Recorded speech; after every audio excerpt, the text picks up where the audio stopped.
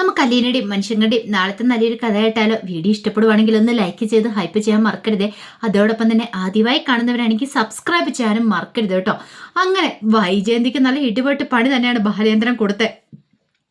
ജോലിക്കാരുടെ കാര്യത്തിൽ ബാലേന്ദ്രന്റെ ഭാഗത്തുനിന്ന് ഒരു കാര്യങ്ങളും ചെയ്യില്ലെന്ന് ബാലേന്ദ്രൻ ഉറപ്പിച്ചു പറഞ്ഞു. പക്ഷെ അങ്ങനെ അങ്ങോട്ട് വിട്ടുകൊടുക്കാനായിട്ട് വൈജയന്തി ഒരുക്കമായിരുന്നില്ല. ജോലിക്കാരിയെ വെക്കാൻ പറ്റുമെന്ന് താനൊന്ന് നോക്കട്ടെ എന്ന് വിചാരിച്ച് വൈജയന്തി എന്ത് ചെയ്തു? തൻ്റെ ഒരു ഫ്രണ്ട് ഉണ്ട്, അവരെ വിളിക്കണം. അവരെ വിളിച്ച ഒരു ജോലിക്കാരുടെ കാര്യം പറയണം. ഇന്നത്തെ കാലത്ത് ജോലിക്കാർക്കൊക്കെ നല്ല ഡിമാൻഡാണല്ലോ. പെട്ടെന്ന് വിളിച്ചാൽ അങ്ങനെ ജോലിക്കാരെ കിട്ടാനൊന്നും പോകുന്നില്ല. അങ്ങനെ ഒടുവിൽ ഒരു ജോലിക്കാരി വന്നു. ജോലിക്കാരി വീട്ടിലേക്ക് വന്നു കഴിഞ്ഞപ്പോൾ വൈജയന്തി ഇറങ്ങിച്ചെന്നു. പിന്നീട് അവരുടെ കാര്യങ്ങളൊക്കെ സംസാരിച്ച് അകത്തേക്ക് കൂട്ടിക്കൊണ്ട് വരുവാണ്. അപ്പോഴേക്കും കൃഷ്ണമോളും ബബിതയും കൊണ്ട് ഇറങ്ങിച്ചെന്നു. അപ്പം ബബിത എല്ലാവർക്കുള്ള ചായ എടുത്തുകൊണ്ട് വന്നപ്പോഴാണ് അവരങ്ങോട്ട് വന്നത്. പെട്ടെന്ന് കൃഷ്ണമോൾ എന്ത് ചെയ്തു? തൻ്റെ കാര്യം ഇരുന്ന ചായ അവർക്ക് കൊടുത്തു. ചായ കുടിക്കാൻ പറഞ്ഞു. ആ സമയത്ത് വൈജയന്തി പറഞ്ഞു, ഇവിടുത്തെ കാര്യങ്ങളൊക്കെ അറിയാലോ, എല്ലാം വീടെല്ലാം തൂത്തുടച്ച് വൃത്തിയാക്കണം, അങ്ങനെ കാര്യങ്ങളൊക്കെ പറയാണ്. എല്ലാം കേട്ട് കഴിഞ്ഞപ്പോഴത്തേനും അവർ പറഞ്ഞു, ശരി മാഡം, അതൊക്കെ ഞാൻ ചെയ്യാം. പക്ഷേ അതെ, കൂലിയുടെ കാര്യത്തിൽ എനിക്കൊരു കോംപ്രമൈസും ഇല്ലയെന്ന് പറഞ്ഞു. അതൊക്കെ ഞാൻ തന്നോളാന്ന് പറഞ്ഞു. അപ്പോഴേക്കും കൃഷ്ണമോള് ചോദിച്ചു, അല്ല ചേച്ചിയുടെ കയ്യിലെ മലപ്പുറം കത്തി, മിഷ്യൻ കണ്ണും ഒലക്കയുടെ മൂടും ഒക്കെ ഉണ്ടോ? അതെന്താ വെച്ചാൽ അങ്ങനെ വെച്ചേ? അല്ല, ഇതൊക്കെ ഇല്ലെങ്കിൽ ഇവിടെ പിടിച്ചിരിക്കാനായിട്ട് ഇത്തിരി ബുദ്ധിമുട്ടായിരിക്കും എന്ന് പറഞ്ഞു. പെട്ടെന്ന് അവരന്താളിപ്പോട് കൂടിയിട്ട് വൈജി ഒന്ന് നോക്കണം. അപ്പോഴേക്കും വൈജയന്തി കൃഷ്ണയോട് പറഞ്ഞു, ദേ കൃഷ്ണൻ, ചെറിയ വായി വലിയ വർത്താനം പറയാനുണ്ടല്ലോ. അല്ല, ഞാനും കൂടെ പറഞ്ഞെന്നുള്ളൂ, ഈ വീട്ടിൽ നിൽക്കാൻ ഇത്തിരി ബുദ്ധിമുട്ടുണ്ടെന്ന്. ശരിയാണോ മാഡം? ഇവിടെ അത്രയ്ക്ക് പണിയും കാര്യങ്ങളൊക്കെ ഉണ്ടോ? ഇവര് വെറുതെ ഓരോന്ന് പറയണോ? അത് കേട്ടുകഴിഞ്ഞപ്പോഴത്തേനും അവര് പറഞ്ഞതേ ഞാനെന്ന് ആലോചിച്ചിട്ട് വിളിക്കാം എന്നും പറഞ്ഞുകൊണ്ട് അവരങ്ങോട്ടേക്ക് പോയി. അവർക്ക് തോന്നി അത്ര പന്തിയല്ല. കാരണം എന്തോ ഒരു പ്രശ്നമുണ്ട്. മക്കള് തന്നെ കുറ്റപ്പെടുത്തിയാ പറയുന്നേ. അവരങ്ങോട്ട് ഇറങ്ങിപ്പോയി കഴിഞ്ഞപ്പോഴത്തേനും നേരെ വൈജയന്തി കൃഷ്ണമോളുടെ ബബിതയുടെ നേർക്ക് തിരിയാണ്. എടി കൃഷ്ണ, നിനക്കിത് എന്തിന്റെ കേടാ? ഞാൻ എത്ര കഷ്ടപ്പെട്ട് ബുദ്ധിമുട്ടി ഒരു ജോലിക്കാരി ഒന്ന് കണ്ടെത്തിയെന്നറിയോ? അവര് വന്നു കഴിഞ്ഞപ്പോഴത്തേനും നിന്റെ നാക്കൊണ്ടല്ലോ ഞാന്. പട്ടിയോട് പുല്ല് തിന്നുവല്ല, പശുവിനെ കൊണ്ട് തീറ്റിക്കില്ലെന്ന് പറഞ്ഞോണക്ക്. അല്ല, അമ്മ എന്തിനാ എത്ര ദേഷ്യപ്പെടുന്നേ? അമ്മയ്ക്ക് തന്നെ ചെയ്യാൻ പറ്റില്ല എടുത്ത ജോലികളൊക്കെ. അതിന് ജോലിക്കാരുടെ ആവശ്യമുണ്ടോ?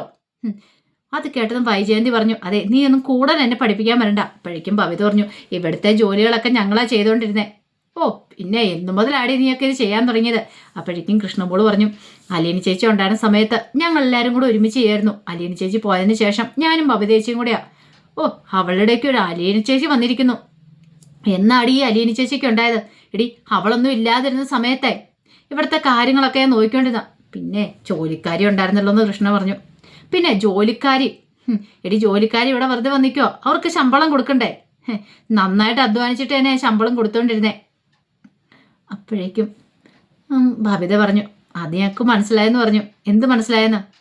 ഈ പറയുന്ന നിന്റെയൊക്കെ അലീന ചേച്ചി ഇവിടെ വന്ന് നിന്നിട്ടുണ്ടെങ്കിൽ അതിൻ്റെ ഇരട്ടിയുടെ ഇരട്ടിയും കൊണ്ടുപോയിട്ടില്ലേടി. അവൾ ചുമ്മാ ഒന്നും അല്ല തൂക്കുത്തുടച്ച് വൃത്തിയാക്കാൻ നിന്നേ. ശമ്പളത്തിന് തന്നെയല്ലേ? അത് പോരാത്തതിന് കിമ്പളോ എല്ലാം ഉണ്ടായിരുന്നു. പോയപ്പോൾ 10-15 ലക്ഷം രൂപയുടെ സ്വർണം അതുപോലെ ഡ്രസ്സും ഒക്കെ വാങ്ങിച്ചുകൊണ്ട് അവള് പോയത്. എന്നിട്ട് അവളുടെയൊക്കെ ഒരു അലീന ചേച്ചി. അപ്പോഴേക്കും കൃഷ്ണമോള് പറഞ്ഞു, അതെ, അലീന ചേച്ചിക്ക് അർഹതപ്പെട്ട തന്നെ കൊണ്ടുപോയത്. അതേടി, വീട്ടുവേലക്കാരിക്ക് 10-15 ലക്ഷം രൂപയുടെ സ്വർണം. നാണം ഉണ്ടോ നിനക്കതൊക്കെ പറയാനായിട്ട്? ബബിത പറഞ്ഞു, അലീന ചേച്ചി പോയിന്റ് നന്നായിട്ട് അറിയുന്നുണ്ടല്ലേ? ചേച്ചി ഉണ്ടായിരുന്ന സമയത്ത് അമ്മയ്ക്ക് എന്തേലും അറിയണമായിരുന്നോ? കാലമേ കാല് ഏറ്റിച്ചോണ്ട് കൽപ്പിക്കുമല്ലേ, അതെടുക്കടി ഇതെടുക്കടി എന്ന് പറഞ്ഞോണ്ട്. ഇപ്പൊ എന്ത് പറ്റി? എടീ, അവള് പോയിട്ടുണ്ടെങ്കിലേ അവളെക്കാളും നല്ല എടുത്തി എനിക്ക് കിട്ടും. പിന്നെ എന്ന് വെച്ചിട്ടാണ് നിന്റെയൊക്കെ അലീന ചേച്ചി മാത്രമല്ലേ ഇവിടെ ജോലി ചെയ്യാനുള്ളൂ. നമുക്ക് കാണാം എന്ന് കൃഷ്ണമോള് പറഞ്ഞു. ഭാവിത പറഞ്ഞു, അമ്മ ഈ നാക്കം കൊണ്ട് പറയുന്നതല്ലാതെ അമ്മയ്ക്കൊന്ന് പ്രവൃത്തി കാണിച്ചു തരാൻ പറ്റുമോ?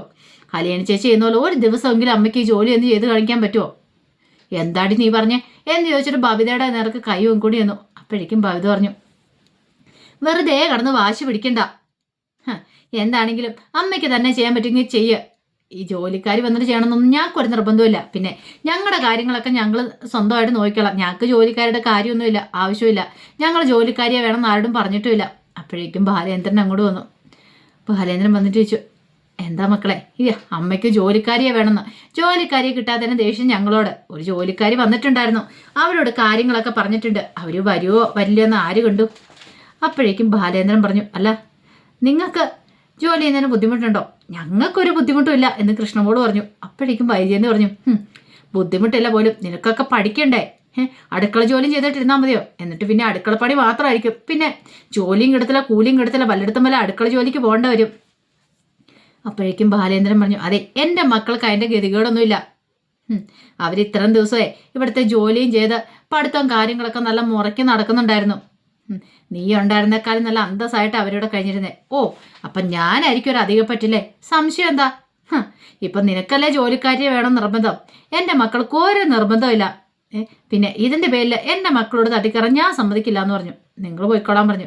അങ്ങനെ രണ്ടുപേരും കൂടെ സന്തോഷത്തോടെ പോകുമ്പോഴത്തേനും വൈജയന്തിക്ക് അങ്ങ് ദേഷ്യം മാറുന്നുണ്ടായിരുന്നില്ല. പിന്നീട് തോട്ടം കണ്ടിട്ട് അലീന, സ്റ്റാൻലി അവരെല്ലാവരും കൂടെ വീട്ടിലേക്ക് തിരികെ വരുവാണ്. അപ്പം സ്റ്റാൻലിയുടെ മുഖത്തെ ഗൗരവം ഇത്തിരി ഒന്ന് അയഞ്ഞിട്ടുണ്ടായിരുന്നെങ്കിലും ചെകിടാൻ പണിയുന്നില്ലെന്നൊക്കെ പറഞ്ഞാലും എന്തോ വല്ലാത്തൊരു ബുദ്ധിമുട്ടുണ്ടായിരുന്നു. അങ്ങനെ വീട്ടിലേക്ക് വന്ന് ഇത്തിരി സമയം കഴിഞ്ഞപ്പോഴത്തേനും അലീന സ്റ്റാൻലി അടുത്തേക്ക് വന്നു. എന്നിട്ട് പറഞ്ഞു, അതെ, ഞാൻ പറഞ്ഞ പപ്പായ്ക്ക് ഇഷ്ടപ്പെട്ടില്ല എന്ന് ചോദിച്ചു. എന്ത്? അല്ല, ആ തോട്ടത്തിൽ ചെക്കിടാൻ പണിയുന്നതിനെ പറ്റി. ഓ, അതാണോ? അത് സംസാരിച്ച് കഴിഞ്ഞ കാര്യമല്ലേ? അല്ല പപ്പ, ഞാനത് പറഞ്ഞത് വേണ്ട, ഇനി കൂടുതൽ അതിനെക്കുറിച്ച് പറയണ്ടെന്ന് പറഞ്ഞു. അപ്പോഴേക്കും അലീന പറഞ്ഞു, പപ്പായ്ക്ക് അതൊന്നും പറഞ്ഞാൽ മനസ്സിലാവില്ല.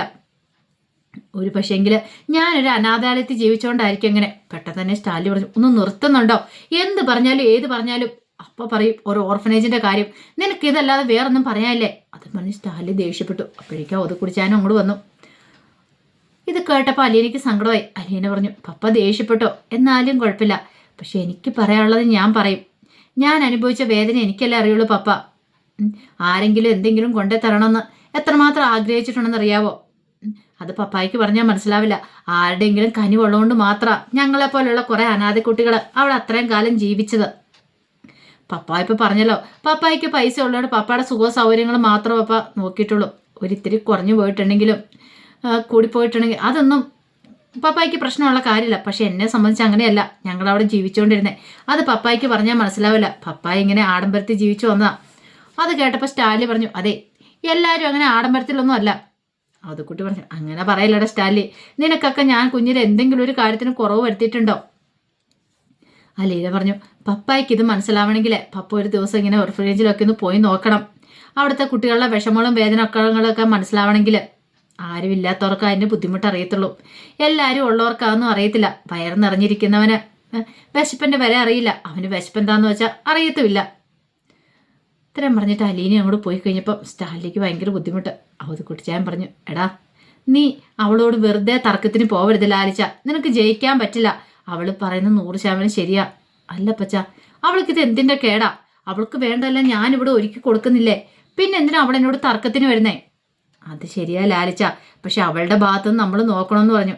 അപ്പോഴേക്കും അത് കുട്ടിയോട് സ്റ്റാലി പറഞ്ഞു, ബാ, എനിക്ക് 2 എണ്ണം കഴിക്കാതൊരു സമാധാനം ഇല്ലെന്ന് പറഞ്ഞു. അങ്ങനെ നേരെ പോയി ഗ്ലാസ്സിലേക്ക് മദ്യം പകരുവാണ്. അത് കുടിച്ചാനും കൊടുത്തു. എന്നിട്ട് കുടിക്കാൻ പറയണം. അത് കുടിച്ചാൻ പറഞ്ഞു, വേണ്ട, ഞാനിപ്പോൾ കുടിക്കുന്നില്ല. എന്താ? എടാ, കുടിച്ചിട്ട് അവളുടെ അടുത്ത് സംസാരിക്കാൻ ചെന്നാൽ ചിലപ്പോൾ അവൾക്ക് ഇഷ്ടപ്പെടത്തില്ല. ഓ, ഇപ്പം അപ്പച്ചനും അവളുടെ രീതിക്കനുസരിച്ച് മാറിയോ? എടാ, അതല്ല, ചില കാര്യങ്ങളൊക്കെ നമ്മൾ അംഗീകരിച്ച് കൊടുത്തല്ലേ മതിയാവുള്ളൂ. എന്താ അപ്പച്ച അവളിങ്ങനെ? ഞാൻ എത്രമാത്രം അവളെ സ്നേഹിക്കുന്നുണ്ട്.